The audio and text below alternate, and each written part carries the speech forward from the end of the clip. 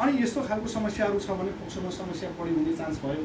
र अर्को कुरा सानो बच्चादेखि निमोनिया हुने समस्याहरू, चिसो लागेको छ, केही असर गरेको छ, अनि टिबी भएको छ, दागहरू त्यो छ, अनि अर्को पानी जम्ने समस्या अथवा सोइलिङ हुने, सुन्निने, अनि त्यसै गरी इन्फेक्सन हुने समस्या हो।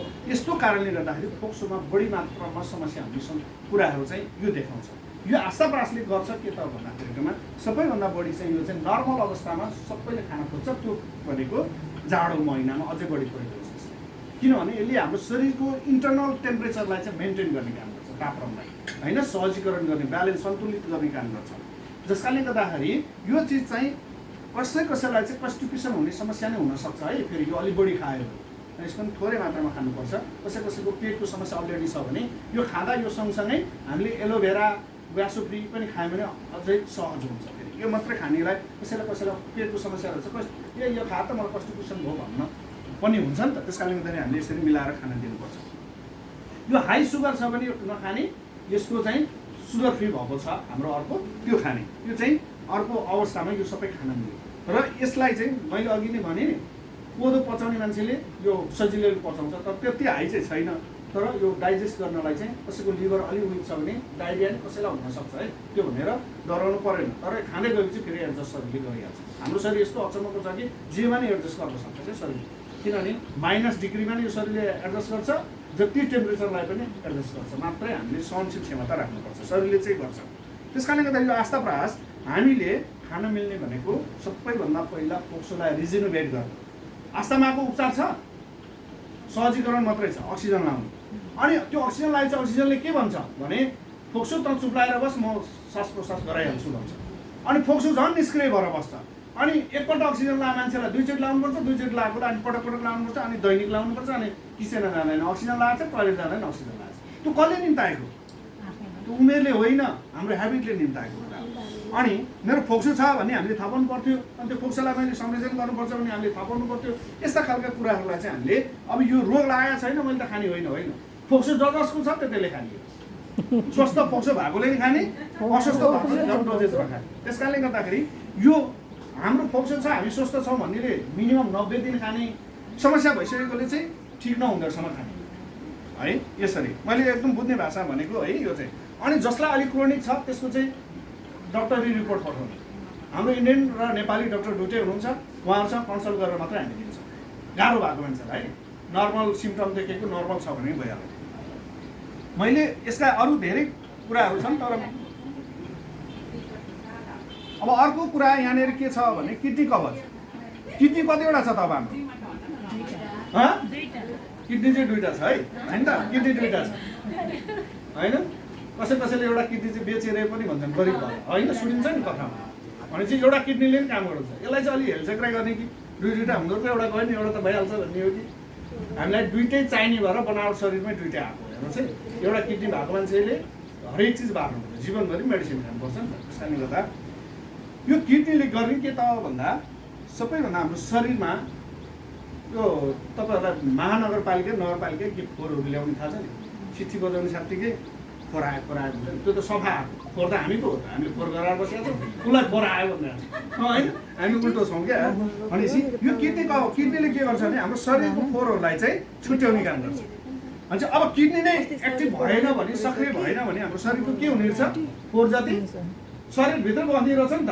भनेपछि फोहोर जाति त शरीरभित्रै बस्ने भयो। अनि शरीरभित्र बाहिर हुँदा त फोहोरले कत्रो असर गर्छ, शरीरभित्र भयो नि झन् कति फोहोरले असर गर्ला नि त। भनेपछि यो किडनी कवचले चाहिँ के गर्छ भन्दा हाम्रो शरीरमा चाहिँ छुट्याउने काम गर्छ। त्यो छुट्याउनको लागि सबैभन्दा पहिला हामीले खाएका लिक्विडहरूलाई चाहिँ अझै स्पेसली चाहिँ त्यसले छिट्टो असर गर्छ नि त। त्यो लिक्विडलाई छुट्याउने काम, त्यसलाई प्युरिफिकेसन गर्ने काम, फिल्टर गर्ने काम होइन, पिसाबलाई छुट्याउने काम, यस्ता खालका कामहरू हुन्छ भने यो किडनी कवचले युरिन इन्फेक्सन भएको अवस्थामा एकदमै राम्रो काम गर्छ।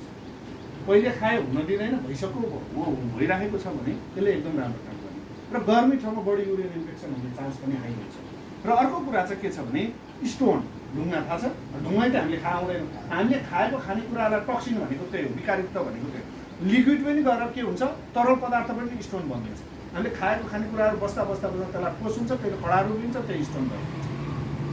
त्यो स्टोन चाहिँ एकपल्ट अपरेसन गरे मान्छेले 5 चोटिसम्म अपरेसन गरेको मैले भेटाएको छु होइन।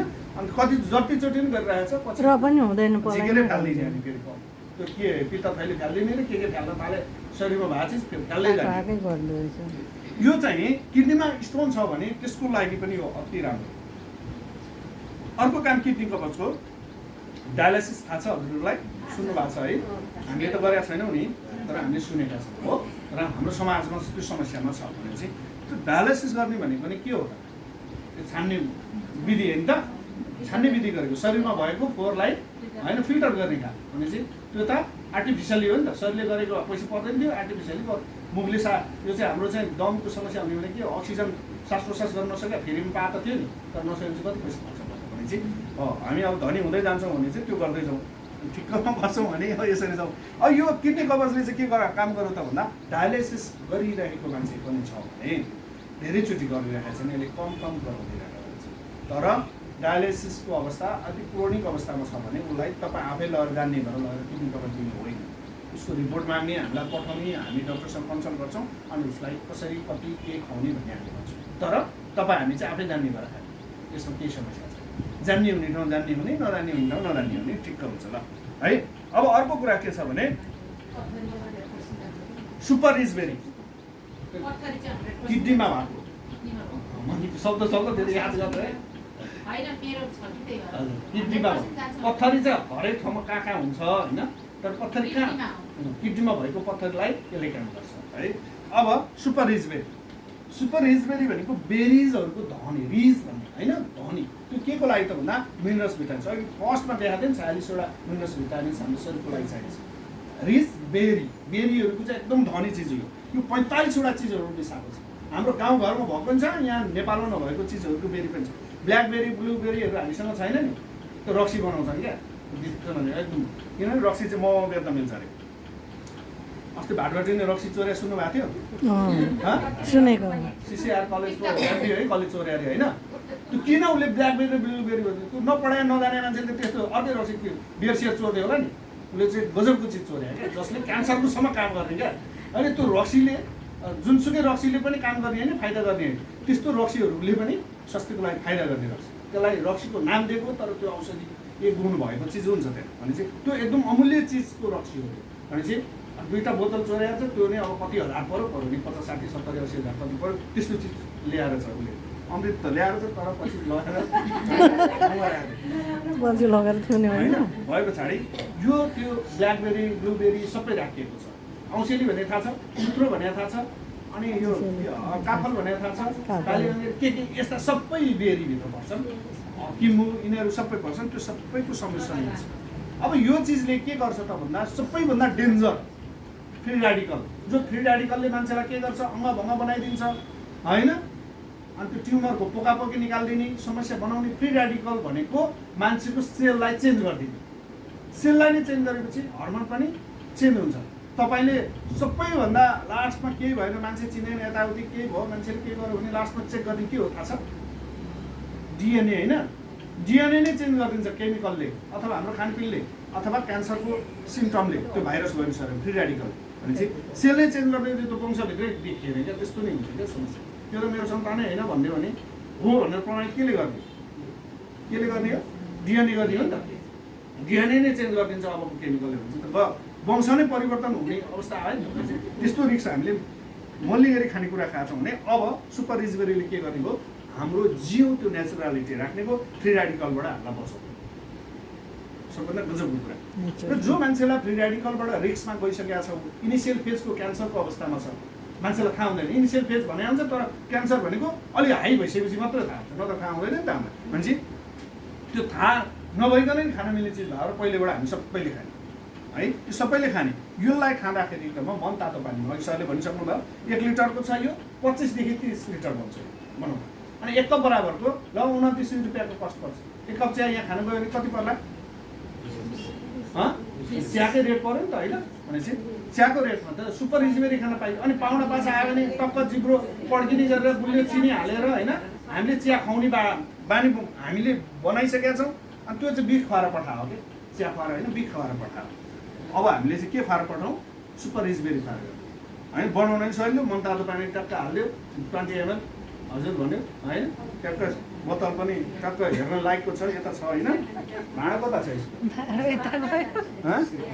त्यहाँ कता छ नि राखेँ होइन हेर्नुहोस्। उतापट्टि छ एउटाले चाहिँ काठमाडौँ रक्सी पसल गर्छ भनेर मलाई चाहिँ त्यो कस्तो राम्रो राम्रो रक्सी ल्याएर राखेँ भन्दै थियो। यो सुपर रिच बेरी हेर्नुहोस् त बेरिजको कलेक्सनबाट डेभलप गुजबको चिज। अब हामी फेरि यहाँ चिया पसलेहरू त हुनु नि मलाई मार्नु होला खाने नै खाली केही पानी सानी केही पहिला खाने त्यसपछि खाना खानुभन्दा आधी घन्टा 1 घन्टा अगाडि खान सक्यो राम्रो रिजल्ट है। बिहान दिउँसो बेलुका अब त्यस्तो कसैको टाइम त्यस्तो भयो भने खाना खाएको 1 घन्टापछि कोही चाहिँ होइन नभ्याउने हुन्छ नि त्यस्तो अवस्थामा मात्रै तर खाना सक्दा चाहिँ खानुभन्दा अगाडि खान सक्दा चाहिँ है 1 घन्टा अगाडि बिहान दिउँसो बेलुका 3 टाइम खानु मिल्छ है। यो चाहिँ त्यसरी खाने एउटै कन्सर्नमा चाहिँ डक्टरको सल्लाह लिन सकिन्छ भनेको छ नखानु भनेको छैन। त्यो कस्तो कन्सर्न भन्दाखेरि प्रेग्नेन्ट महिला र भर्खर दुधे बालक मात्र बच्चादेखि दुधे सबैले खानु है। यो चाहिँ प्रेसर लो हुनेलाई नै राम्रो गर्छ एकदम राम्रो गर्छ। अनि तपाईँले चस्मा लाउनु भएको छ मैले लगाएको छु उहाँले ककले यहाँ लगाइरहेको छ यसलाई कन्ट्रोल गर्छ निर्मूल होइन है फेरि गलत नगरोस् कन्ट्रोल गर्छ आँखाको पावरलाई कन्ट्रोल गर्ने काम गर्छ। अनि मान्छे हेर्दा यस्तो छ खाने बेला एक थाल भात खाए हुन्छ नि तर फेरि पनि यस्तै छ क्या अब मोटाउँदै कारण किन रञ्जिता मिस मसिनै पर्दैन यहाँ छ सुपर रिजनेबललाई रेगुलर खानु पर्यो। हाम्रो पोर्सहरू हाम्रो सेलहरूलाई चाहिँ यसले एक्टिभ गर्छ र त्यसले एब्जर्ब गराउँछ तर अहिले चाहिँ स्लिम हुन बाँकी किन भएको हुन्छ के होइन। अब यसले चाहिँ हाम्रो शरीरको पोर्सहरू कसैको चाहिँ के हुन्छ भने बडी एनाटोमी नै स्लिमिङ टाइपको हुन्छ होइन तर एकदम मोटो मान्छे दुब्लो मान्छे एकदम मोटो भयो भने चाहिँ त्यो चाहिँ नमजा हो नि त त्यसको लागि नेचुरली कसैको चाहिँ के हुन्छ स्ट्रक्चर बडी स्ट्रक्चर नै स्लिमिङ टाइप बल्सर त्यस्तै हुनुहुन्छ बल्सर पनि त्यस्तै होला सायद होइन त्यसपछि यस्तो देखिन्छ कसैको चाहिँ मोटो बच्चादेखि नै बाई बर्थ नै त्यो खालको टाइपको हुन्छ नि त भन्न खोजेको बुझ्नुभयो होइन मैले भन्न खोजेको बुझ्नुभयो। यो सुपर रिजनेबलले चाहिँ त्यही अप्राकृतिक रूपमा मान्छेको बडीको स्ट्रक्चर चेन्ज हुन्छ भने त्यसलाई चाहिँ यसले साइजमा ल्याउने कुरा हो है। यसले एब्जर्ब पावर बढाउँछ। अनि यो मेरो शरीरको एब्जर्ब पावर कस्तो छ भनेर थाहा पाउनको लागि तपाईँहरू बिरामी भएको बेलामा अथवा कुनै बेलामा तपाईँले के औषधि उपचार गर्नुहुन्छ कसैलाई एकदम टाइममा हुन्छ कसैलाई चाहिँ एकदम रिजल्टै आउँदैन भने त्यो शरीरले एब्जर्ब गर्न नसकेको भनेर बुझ्नुपर्छ। अनि चाहिँ त्यो खालको पनि हुन्छ शरीरको